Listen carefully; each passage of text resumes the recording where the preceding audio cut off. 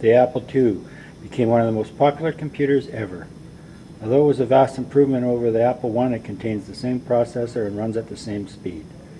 New features include a color display, 8 internal expansion slots, and a case with a keyboard. That may sound funny, but the Apple I and many other early computers didn't necessarily have a case or even a keyboard. On some systems you had to add your own keyboard, if possible, and on others you toggled switches to enter programs and issue commands. The Underwood No. 3 was built in the early 1900s, and the sturdy little typewriter was built for long, hard usage, and it is still working today. It weighs around 30 pounds or 13 kilograms, which was average for that period. Next we have a comptometer, which was an early adding machine. This one unfortunately doesn't work, but it's a good indication of how that type of technology was used at the time. Go. This is a Remington typewriter from about the 1940s. It works. It's a very sturdy machine, and it was good technology at the time. Then we move over to the IBM Selectric, which was introduced by IBM in 1961. Instead of having individual keys that went up to strike the paper, it had elements we called them type balls, that rotated and pivoted before striking. This element could be easily changed for different fonts to use on the same document. In 1961, IBM expected to make 20,000 typewriters, but by the end of the first year, they had orders for 80,000, and by 1986, they had sold more than 13 million. The Green Machine is a stenographer. It's what people used in courtrooms to record courtroom proceedings. And then the next thing here is the TouchWrite, the perfect way to learn touch typing in one day. It had a simulated keyboard and a record that came along that taught you how to do touch typing. In April, this is the Apple IIc. In April of 1984, Apple unveiled Apple IIc with an intense publicity extravaganza at the Mars Capone Center in San Francisco. Priced at $1,300, more than 50,000 units were sold that day. The innovative design won the Industrial Design Excellence Award. The size and weight made it very portable, which was one of the major reasons for its popularity. What we have here are the punch cards. On a piece of lightweight cardboard, successive positions either have a hole punched through them or are left intact. The rectangular bits of paper punched out are also called chads. Thus, each punch location on the card represents a single binary digit. Each column on the card contains several punch positions. A major reason for the corner cut was so that the punch card would not be inserted backwards or upside down. Operators loading cart decks would quickly recognize an inverted card.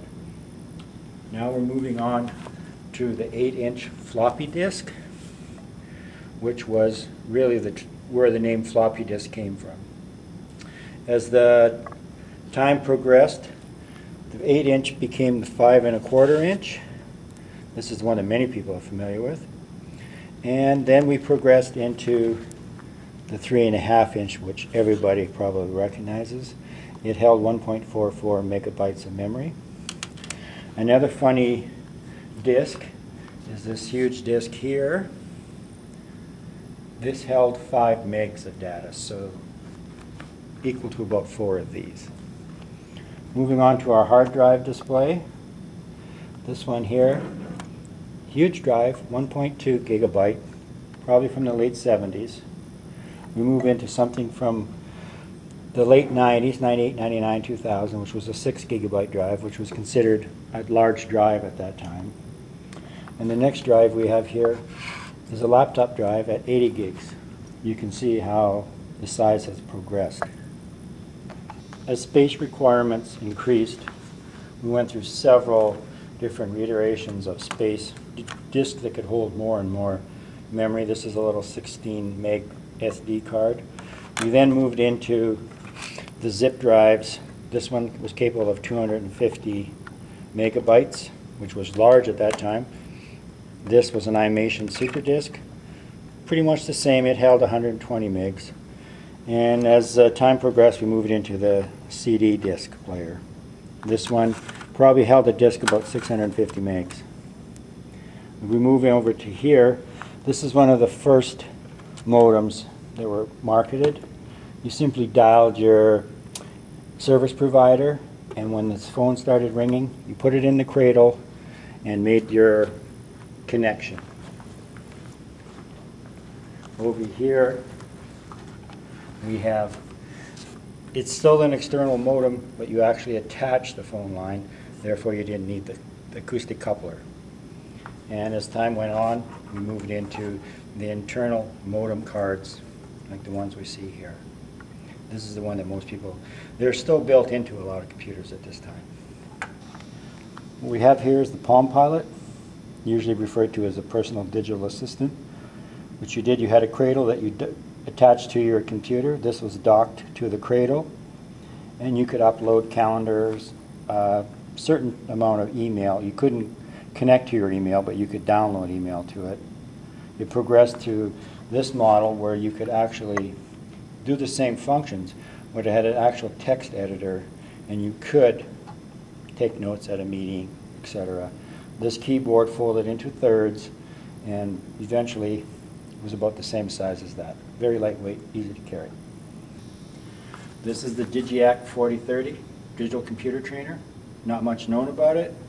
It was used for making testing logic problems, used punch cards, etc. And we're happy to have it. Very little information about this unit. Moving over here to the PET. The PET was an acronym for the Personal Electronic Transactor. Quite a name. Announced and demonstrated in January of 1977 at the Consumer Electronics Show in Chicago. Months before the Apple II, the Commodore PET was the world's first real computer. That meant that the computer was ready to use right out of the box. Just plugged it in. Before that, often it was a kit that you had to put together. The small keyboard was referred to as the chiclet keyboard. Well, obviously because of the size. This was changed for a standard keyboard the next year. And another interesting thing about this was the Commodore Basic Operating System was written by Bill Gates and Paul Allen when they were just starting Microsoft Corporation. Okay. This unit right here is the Commodore VIC-20. It was the first inexpensive color computer available, costing less than $300. It can only display 22 characters of text per line, so its use for business applications is minimal. But people loved it for games. It had good color, joystick port, and it was cheap. The VIC-20 is also the first computer ever to sell over 1 million units, just a few months ahead of the Apple II. And production of the VIC-20 was up to 9,000 units a day, with sales eventually reaching $305 million. The price of the VIC-20 eventually dropped to less than $100, the first color computer to do so. Okay. This unit here, the interesting aspect in this computer is the fact that it was built at the U of R on site for our use at the campus here. It's called a Cougar, named after the local athletic teams. This little computer here, called the Tandy Dreamwriter. This rare little computer was built circa 1992 by the NTS, a Canadian firm. The marketing and distribution was done by the Tandy Corporation. It had a full-size keyboard. The display is 8 lines of 80 characters each, onboard memory, stores 40 pages of text, plus there was a PCM CIA card on the side for additional storage. And you simply just created your documents and started typing. This little laptop here is a Toshiba, built in 1987. It was running on an early version of DOS. All the basic functions of a text editor. This is an early form of Microsoft Works. The interesting part about this is that in 1987 they did have LCD screens available for these little units. It cost about $1,200 in those days. This computer here, the Apple, was leased in 1996 and was priced at $1,500. As part of the commemorative celebration marking the 10th anniversary of the Apple computer, a special limited edition was introduced at product launch, the Woz. You can see his name right there. The first 50,000 units had a reproduced copy of Steve Wozniak's signature at the front corner of the case. Owners of this computer, after mailing in their registration card, were mailed back a certificate of authenticity signed by Wozniak and 12 of the key Apple engineers, as well as a personal letter from Steve Wozniak. And this little Mac SE over here was probably the computer that many people first encountered in public school or in high school. Very popular computer for schools, and as you can see, it's still working today, and it's still an interesting computer. Starting with this model here, the Mac Classic. This one was actually a color computer. You can't tell by now, but it actually was one of the first.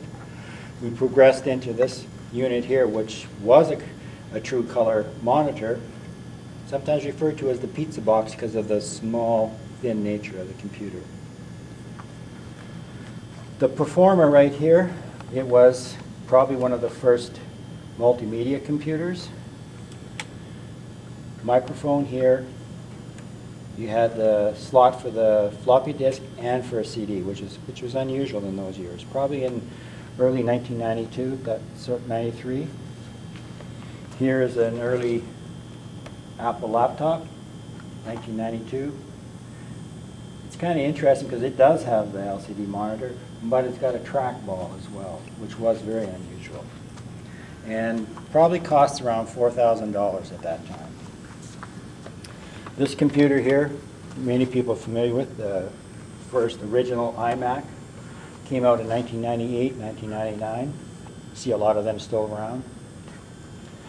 And then we have our small little netbook. So after the progression of all our computers, we're back to using computers with little screens again.